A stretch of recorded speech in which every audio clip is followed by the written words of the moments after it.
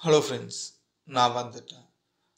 Actually 18th செஞ்சுரியில் நடந்த ஒரு இன்ட்ரெஸ்டிங்கான ஒரு விஷயத்தை பற்றி தான் இந்த ஒரு வீடியோவில் தெரிஞ்சுக்க போகிறோம். அதுவுமே ஒரு பெண்ணுக்கு நடந்த ஒரு கொடுமையான ஒரு விஷயத்த ஒரு டாக்டர் அதை பழிவாங்குற விதமாக ஒரு விஷயத்த செஞ்சு இருக்காரு. ஸோ அதை பற்றி தான் இந்த ஒரு வீடியோவில் நம்ம தெரிஞ்சுக்க போகிறோம். அது மட்டும் இல்லாமல் இந்த ஒரு வீடியோ போகிறதுக்கு முன்னாடி நான் உங்ககிட்ட ஒரு கேள்வியை கேட்கணும்னா, ஒரு புக்கை பற்றி கேட்டா உங்களுக்கு என்ன ஒரு பதில் தரும்? ஒரு புக்கு எது மூலியமா செய்யறாங்க, எது மூலியமா தயாரிக்கிறாங்க அப்படின்னு உங்ககிட்ட நான் ஒரு கேள்வி கேட்டா, உங்களுக்கு தோன்ற முதல் விஷயம் பேப்பர் அப்படின்ற ஒரு விஷயம் தான் தெரியும். இதுக்கு முன்னாடி பேப்பர் வர்றதுக்கு முன்னாடி எதுல ஒரு புக்கு தயாரிச்சாங்கன்னா, மேபி துணிகளாலேயோ இல்ல இலைகளாலேயோ அந்த மாதிரி ஒரு விஷயம், இல்லைன்னா மரப்பட்டைகளாலேயோ தான் ஒரு புக்கை தயாரிச்சிருப்பாங்க. நம்மளுமே இதை படிச்சிருப்போம் ஸ்கூல் டைம்ஸ்ல. ஸோ இதெல்லாம் தாண்டி 18th செஞ்சுரியில ஒரு புக்கை தயாரிச்சிருக்காங்க. அந்த புக்கு எது மூலியமா தயாரிக்கப்பட்டதுன்னா, மனித தோள்களால உருவாக்கப்பட்ட ஒரு புக்கு தான். Yes, you are right.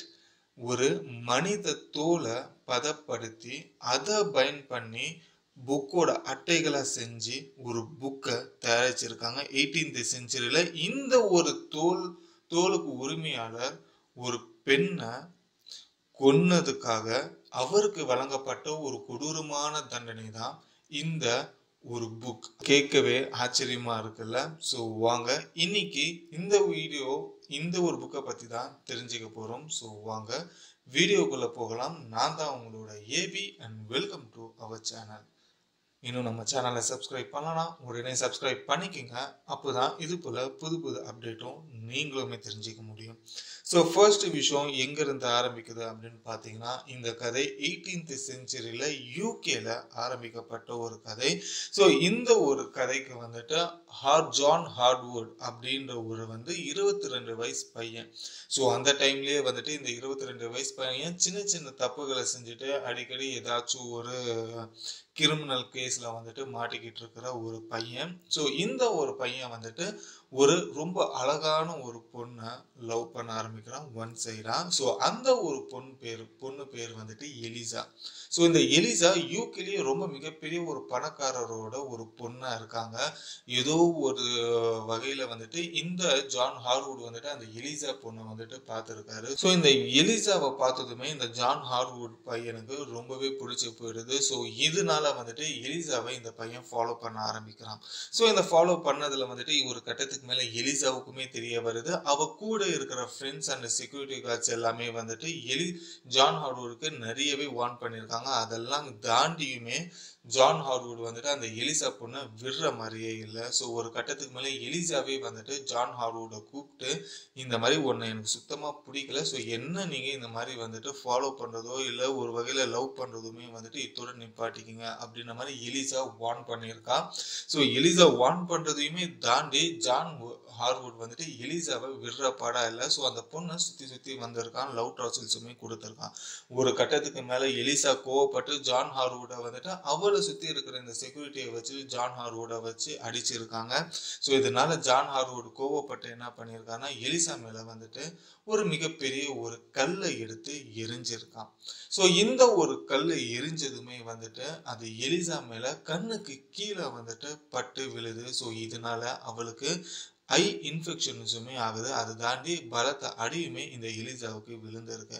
So இதோட தொடர்ச்சியா வந்துட்டு யார் இந்த மாதிரி பண்ணது அப்படின்றது பார்க்கும்போது இது ஜான் ஹார்வுட் அப்படின்ற ஒரு விஷயம் தெரிய வருது. ஒரு கட்டத்துக்கு மேல இது அந்த ஊர்ல ஒரு மிகப்பெரிய ஒரு கேஸாகவும் ஆகுது. ஸோ இந்த ஒரு கேஸை ஹேண்டில் பண்றதுக்காக ஜான் ஹார்வுட்டை வந்துட்டு ஜட்ஜு முன்னாடியுமே கொண்டு வந்திருக்காங்க. அப்போ அவர் வந்துட்டு சிறை தண்டனையில இருந்துகிட்டு இருக்காரு. ஸோ ஒரு கட்டத்துக்கு மேல எலிசா வந்துட்டு இந்த ஒரு அடிப்பட்டது ஜான்வரி 22 அப்படின்றது குறிப்பிடப்படுது. ஸோ இதை தொடர்ந்து பிப்ரவரி வரைக்கும் அடுத்த மாதம் எண்டு வரைக்குமே வந்துட்டு இந்த எலிசாவோட உடல்நிலை ரொம்ப மோசமாக்கிட்டே போயிட்டு ஒரு மார்ச் ஸ்டார்ட் அப்ல வந்துட்டு அவங்க இறந்துமே போறாங்க.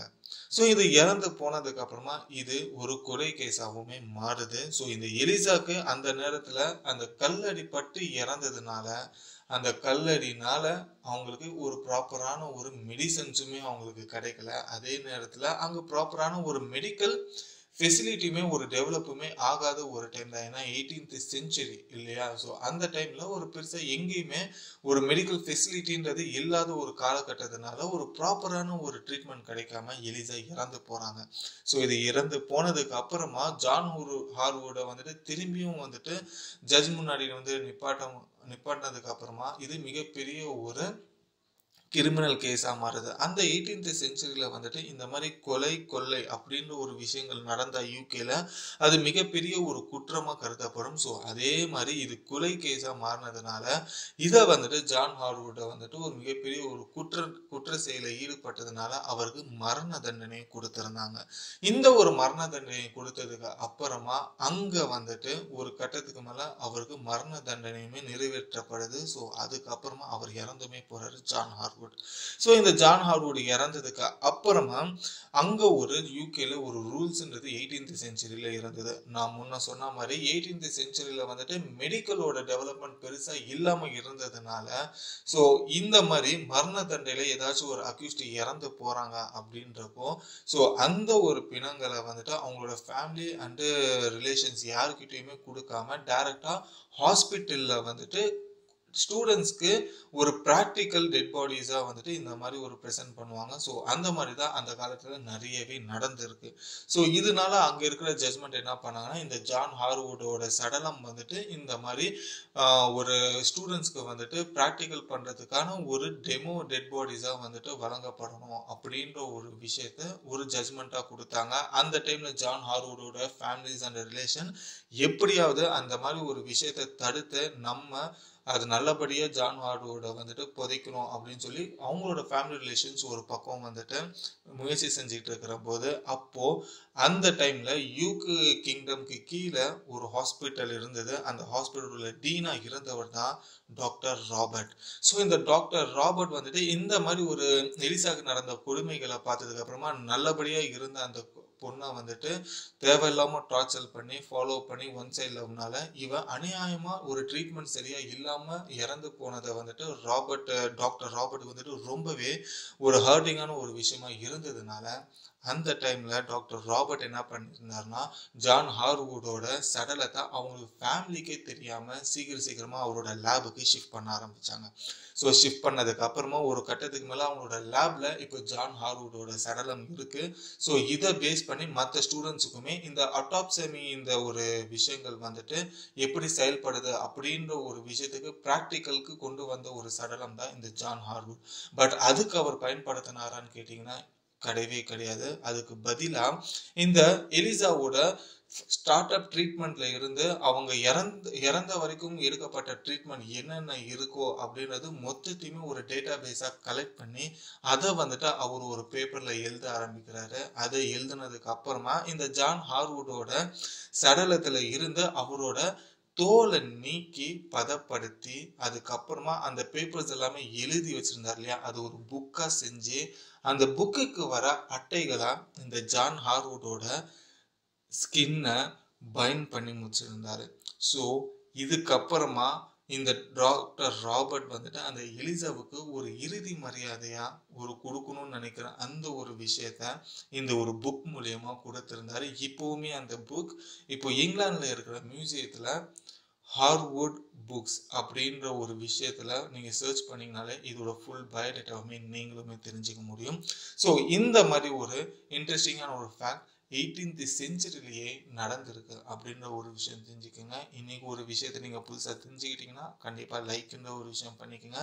நீங்க இந்த ஒரு விஷயத்த என்ன நினைக்கிறீங்கன்னு கமெண்ட்ல சொல்லுங்க. ஸோ இன்னும் நம்ம சேனல் சப்ஸ்கிரைப் பண்ணனா உடனே சப்ஸ்கிரைப் பண்ணிக்கோங்க. அப்போதான் இது போல புது விஷயங்களும் நீங்களுமே தெரிஞ்சுக்க முடியும். ஸோ நான் மேக் பண்ற ஒவ்வொரு வீடியோவும் உங்களை தேடி வர ஒரு விஷயம் இந்த சப்ஸ்கிரைப் மூலியமா தான். ஸோ மறக்காம சப்ஸ்கிரைப்ன்ற ஒரு விஷயத்த பண்ணிக்கோங்க. ஓகே ஃப்ரெண்ட்ஸ், இதோட இந்த வீடியோ முடிச்சுட்டு நானும் கடையை மூடிட்டு கிளம்புறேன். Until then bye bye AV.